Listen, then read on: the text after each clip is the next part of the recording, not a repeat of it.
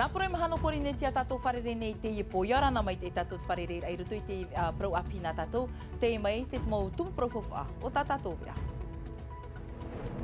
Watipa mai te pai Hawaii ki nui piti a te i te SNP whaarira hanahana te irawihia i te pai nei te wahunu motuta e pai hamanihia i te whenua pe i ba e o te whaatahia no te utar Afriti no te pai raromat eima.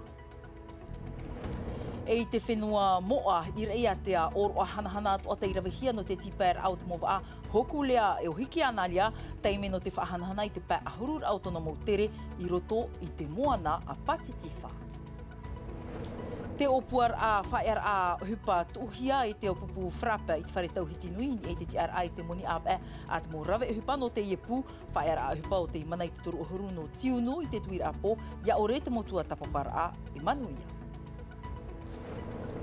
E iritihia te heiva tuaro i tino patiti whaite i tapati piti ahuru maiva no tiunu i Palau, ho e tawatini e pēhanere maona te tatau atu i roto i nā tuaro ahuru mapiti atu ara te tapi ahia mai e te tomite whātere.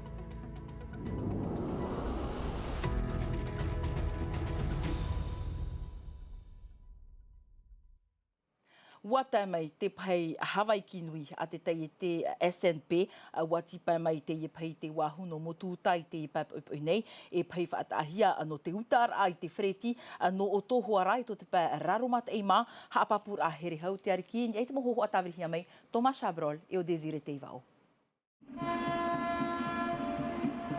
Ho e a e te maoro o ia i te wharoer ai te whenua peiba no te whanu mai i Borine Chanei.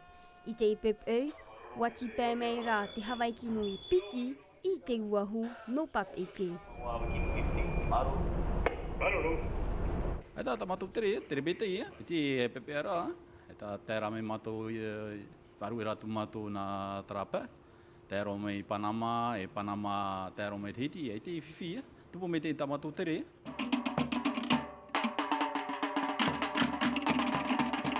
Ho e whari a hanahana te irawihia i te uahu, peitia i maurohia te ie te taiete, tēnu atu i te moutua whare.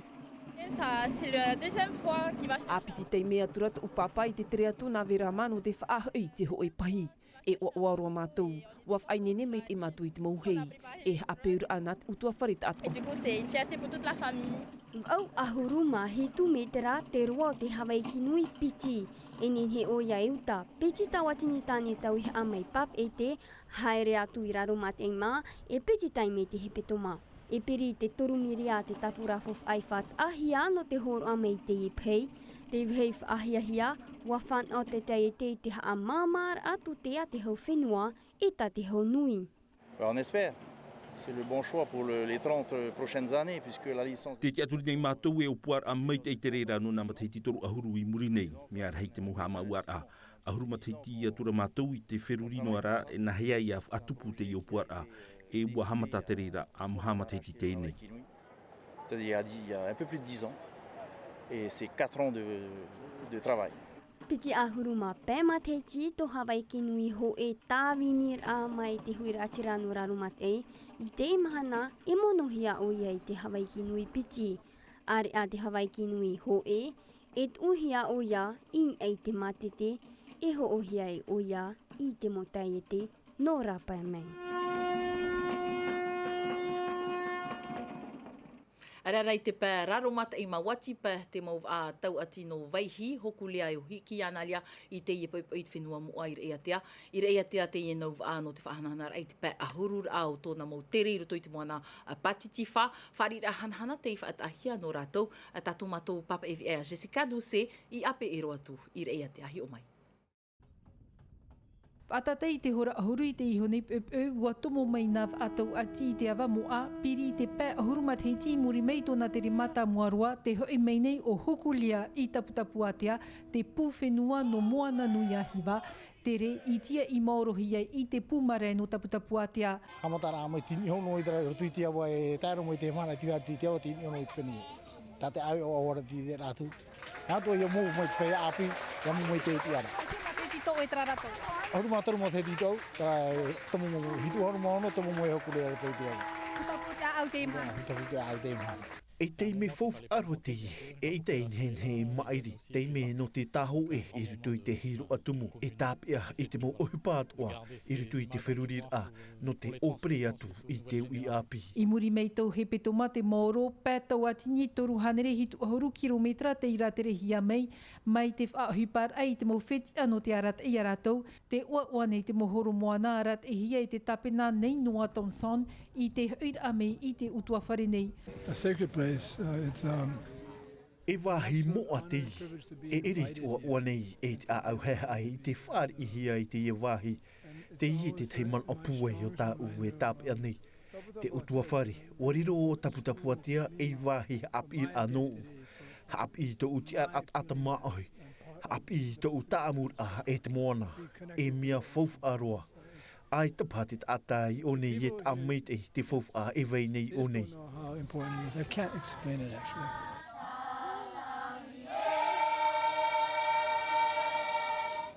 Pū, hi mene wharir a te mau ori e tēnua tū te orwa awa, wa whar I hia te ie mau ihi te inaruto I te puei e te mana o te peu maohi. Mai tōna mau tupuna, Andre toru ohuru matoru matheiti te ima I te hia e te tomi te ohitu no te arat ei I te wharir a ini ei te tahua mare. O te mea mātāmua, tērā mātāmua o hokulea I tēnei wahi, I taputapu atea mai, I taputapu atea nei. Te wera te mau metua, tau ne paparu au, papa whaamu, te mahana o te tiane iau. Putapu te au, putapu te au. No te mea, pero tātou pē ahurura o te matheiti te ie, tō hokulea. Mai te me mātāmua whānau mai e tēro mai tēne mahana.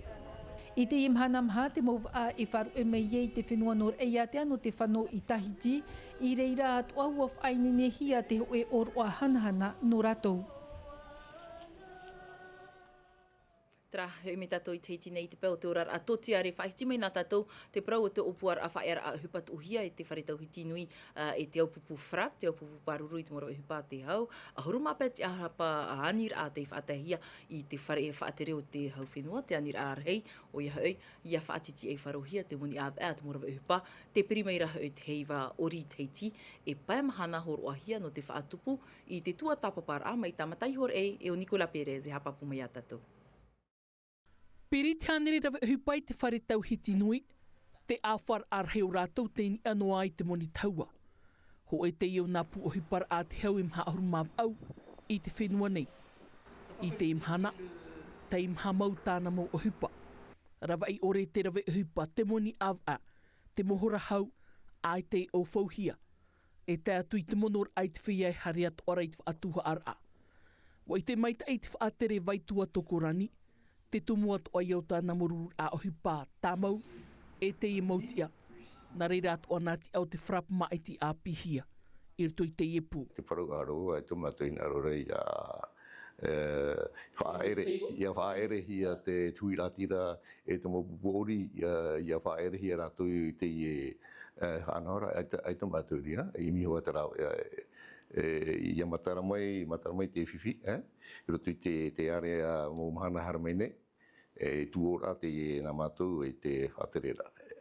E hio mai, hawdiuti mai, tāua parau tātou. Te upupu whrap te whaatei mi tāna opuar a whaera hupai te av ai te nuarera. Wai nenea I te tua tapapa whaahau nā te ara arawe hupa. E mhatau tini e pāhaneri at mō pua te hau. Iau horai te moni ho o te orara a. No atua I te av ai e perirei mairi. Tau tini au ahuru tei o te iha amara ahia. Ho e tō mawa uhuru mai wa nihe chanere. Ia hio ia tu tumara a tō te maati ni oi te whai tō piti oru mapa tō maa nihe chanere. Mea heitara. Ia hio tātou te mara a te uniho o tō tātou whenua mea. E tera mō tā eti mō tuahine mō utoa whare e piti toru maha e pāia tutamari. Me whiwhiro. No te I te menei, aitana pae piti I wharerea tura. E I te toru ahuru no tiunu I te tuir a poti opuar a whaera a hupai mana tuai. Ar ea te rahiri o te vai teiti, te toru ia no tiurei. Are arai te pēo te ture, ua whaahu i te tripunai tana whaotira, roto i tāwara au te After Tau FM e te upuar a Eco Park, ua whaati amahia o Jean-Christophe Buisu, merono te whaatere a teito, e te onara i a Dominique Orua, wāni te auhature, wāni na te auhature, a hurumape awe i te whare tape ar ai, piti mirioni frane no te hoe whaura, tā te ie nau tia, tarima i te matahiti, piti tawatini a huruma mahara, te mahana i au te awa, aita te mopu e parau e hapapu nei, i te te hupapio o te irawehia, e te ie nau tia, e parau ta api te ie ta o toinen he whan o maini, e ta matone te hua na tirara, te NTV News, toma a pifa. Hare roa tātou tēnei i te matain a i Taravo. A tau hepe to mai tēnei te whaapihiara te mo roto promu a tātaroa no te whia whaahoro pre o e opuar a te i o te tia e maorohia i tuiratira e no Taravo. Te mera te mohapapur a hauatua Davidson Bennett. Mea mauro hoi te ti enoar a hia te e promu api, e te whaapihiara i te imhana. Te wahi whiwhira, a teira te mo paruai e te peini e te promu te tauir a hia, mea tātaroa anā te whia whaahoro pre o. Koe whaaroro maru, yohi ori, nāri a mai. Ia pe hororom auno. Whotato hio, mua, muri, te pātau pe awi. Ia pe hororom me tara. E tano e whaatura, ia pe i ua tupuri ti te mo whiwhi, uu ti te mo poreo, e te mātou hina aro, te meitei rā mai, i roto pai te meitei rā mai te tere rā pereo, e tupu te mo whiwhi, aranai. Te o ti maru noara a te i e mau promu i te ropur aia o Tarawao o te mau pre o e taui atohia te tere a pre o i vetai mau wahi.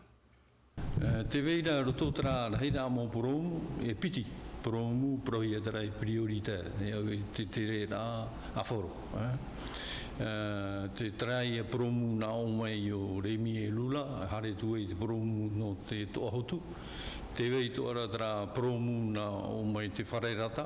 Te weira e te mo rawe no tamarura te re rā preo e no te tahaira atoa no mo tata atoa ne rātou nā ho e pēhare tūri te pai.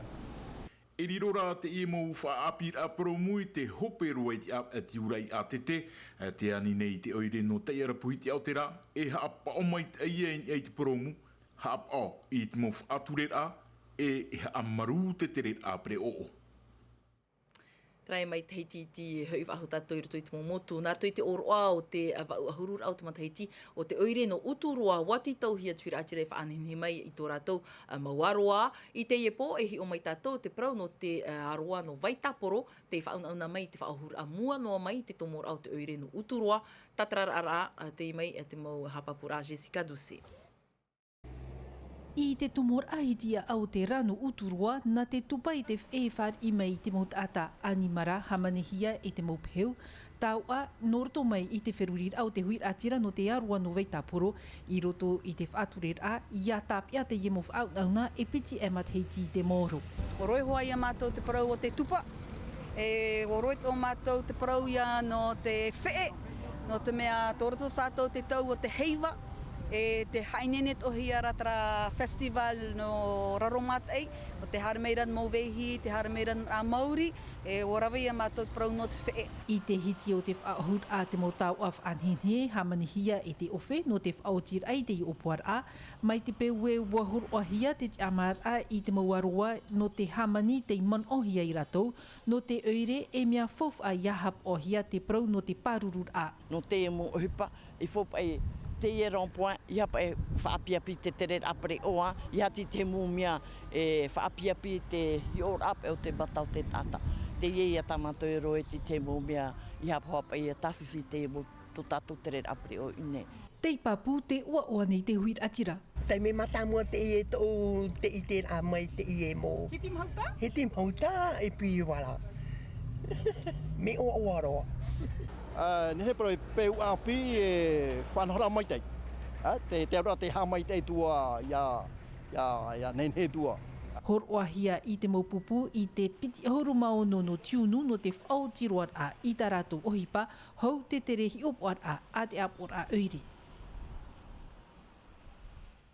Trawei horo tātou te pā raromat ei mā no te rewa tū i te ara, toru mahana e toi nei hau i te ahuru mā pitira o te heiwa tu aro i tino patiti whai pālau. Ho e taua tini e pēhanere mā ona no nā whenua piti ahuru mā toru atu ara no patiti whatei tatau atu i te imatahiti. Ahuru mā piti tu aro te tapi ahia mai, te ia mai rā atu mohapapura ahau atua. Naya Bennett, niai te moho a ore ano te whau. I ko roa te oire puno pālau ten upa pūra te mof ainenera no te whaar i te hei watu aru i tino patiti wha. Wa te taurohia te tautorua ten u, mai o nei i te e tau atu aru te whaar i atu i te pā ir a popo. I ono te atu a huma piti au e mo pupu te whainini ngora ai tātu e wha te haru ai te re mata mua. Papu e ue me te mau hauti da e te whainini ni rato i te mau mahana atoa. Tau kilometera no ai te e tau atu aro a te whainenene nā te a e pā o te tomi te heiwa tu aro no teiti i te whaari ai te mo maona mātā mo no te whenua. E puha pātu rātu iritu i te e whare hapir a nā muri i a taratoni e o wali se o futuna. Mahana toru mātou i te tēra āmai, te noa ara ai hoa te pere o wa tere roa mātou i whawhai te puhapara a. E ta auto te mo maona i rutu i te mo piahapi ira, e roa ai te whaato o tō piti ahuru maona rutu i te hoi piha. E te veira te mātini whaahau mārur ai ruto, mea mait e roa i nha mea vea roa i o nei pālau. I te te me aitat mo puhapara a ato ai nei ne hope roa, taura au e tia e tā mau a hau e te piri mai raha i te amatar au te mo tataura a. Quelques chambres sont prêtes, mais on n'a pas encore... Wai nei ne e na te teimo pia, ai tara mātou e whaar ihi ai tomo i roto. Ti eiroa te mahana maha i reira e whaar ihi ai, anan hei te teimo maona i tēmai ai, ti tau hia wau e whaare reit whaatere no te e wharehapira, e nahi ara. Te mea papura, e whaata a e wau i te mo haini tio e pē, e te mo tāne te tea tupe, ai ta hua mātou i hua wau i te apo i tā umu maona. Et m'occuper de tous les athlètes comme d'habitude. Tā e no tūten hor a te ruto atu ate i mauti ai te whiruri ai nā hea i whaari i meit e te mau maona, i nā mea tāpupu te mau maona i a tēana e mai. Demain, le 25. Anan hei te piti ahuru māpai, pe ahuru tātau te tai mai, mo pupu mai tino te pai apopo e tu te taurar apopo i rotu i te ete. Te anua atu i te pupu tāta hapo i te e o te mau maona, te wahai whiwhino mātou, te whaharir a mai e ta mātou mo māteria, mea whiwhiroa no te tere mai i pālaune, mo whaarewa e na mātou i ta mātou mo whareiti, e te tia inuara mātou i a tai mai, te mau māteria rapa aur ai huara, i a roa ai te mau tau te ututum ai, i te rawe meit e i ta rātou mo maona, i a amatan e te tataura. Qui sont en compétition. No atu te tei mo tō pupur au ai nei to tātou mō maona no te aru i te tei atu mō pupu maiti e haamata te hei watu aru i tino patiti whai te piti ahuru maiwa no tiunu. Traho mai tātou pro i te whaitutura i tō tātou mō maona i te whenua palau. Nā te atu mpro i whahopero i te iwi ana tātou rutum a te mei tita tātou veare o frani hapohia me tere rai a tēnā milkam. Mai pio te tama ara o tō, mai te ita o tōna tama ara, wharerea tātou anan hepo, te aroha i arhei, parhei, yorana. E haa pururuhia te iwi a, ini a i te tahua Natirara a Tino TV.